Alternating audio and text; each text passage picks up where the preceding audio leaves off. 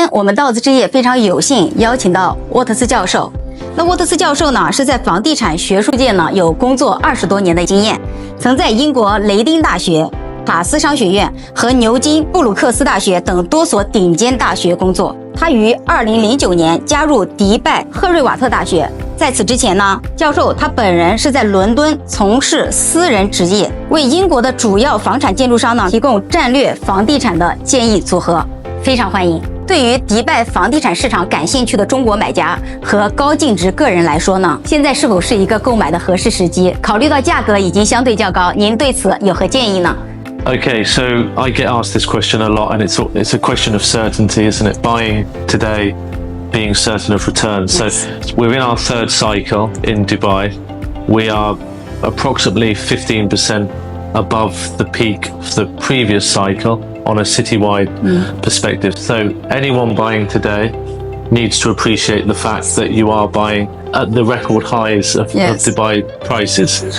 Real estate is a medium to long-term play, so you should be looking initially with those time horizons in mind, because of course we don't know what's going to happen in a year's time, 2 years' time. The average cycle in Dubai is about 8 to 9 years. I've documented that in the book. So if we play that, we play that analysis out, we've got a couple of years left on the current cycle before we might see a price correction. But one important thing that I think needs to be stated is markets suffer losses when we experience things that we're not thinking about.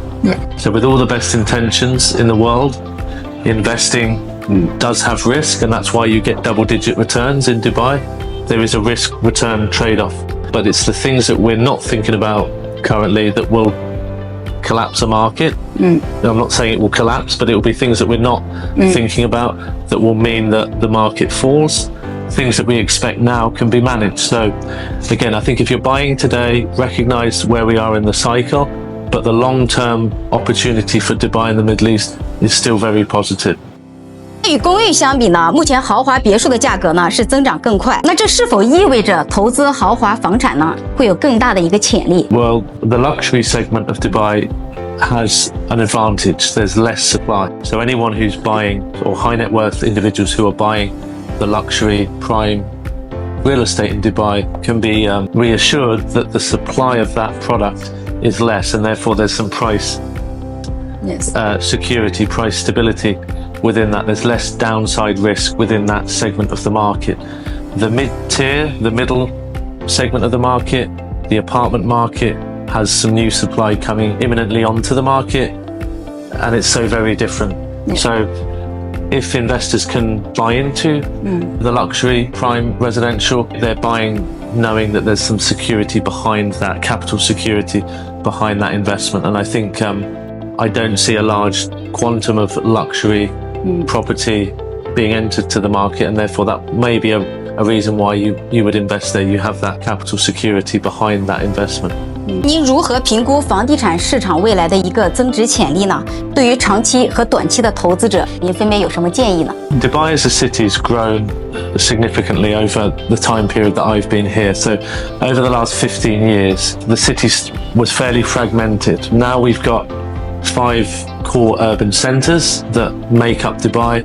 There's a lot that the city offers. There's a lot of amenities, a lot of infrastructure that's being built as the city's grown. So the value add of Dubai is all that infrastructure and all the placemaking that makes Dubai an attractive place to live, work, and of course invest. When it comes to investing time horizons, I'm always personally, and I think most people are, taking a long-term view of the market. You buy into Dubai real estate because you believe the brand of Dubai it's a good business to back, so to speak. It's got good governance. We've got a good history of returns there. So I think that I've already mentioned the total returns are low double digits. So that should be confidence to the investors on the long term that despite any volatility or price movement, if you hold for a long term, you're getting a good capital appreciation and a good rental yield. Short-term investors are typically those that are buying off plan and buying into projects that are being developed. It's not something that I advocate personally, but of course I hear and see and observe, people are making good returns on those investments. So that would be buying into a project that hasn't been built yet and then selling it either on handover or just imminently before. And that would give you the opportunity to get the price growth within the development cycle. Now, going back to the property cycles, you need to be mindful with the short-term horizon. What is your competition in 2-3 years when your project is being handed over? So if I buy today, what's the market likely to look like? Is there going to be a large amount of supply in the market? Is there going to be less supply?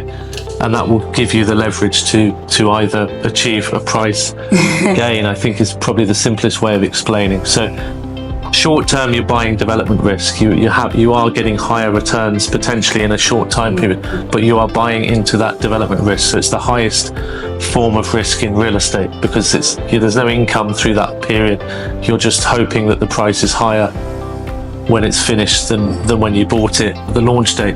So yes, it works, the strategy works, but be mindful of where we are in the cycle. Real estate is a long-term investment. So I think that would always be my advice, but people do make good business out of short-term investing too. 非常感谢沃特斯教授的精彩解答。我们道子之夜呢，将抓住迪拜房产的产业趋势红利，守护海外华人的房产梦想。我们一起加油！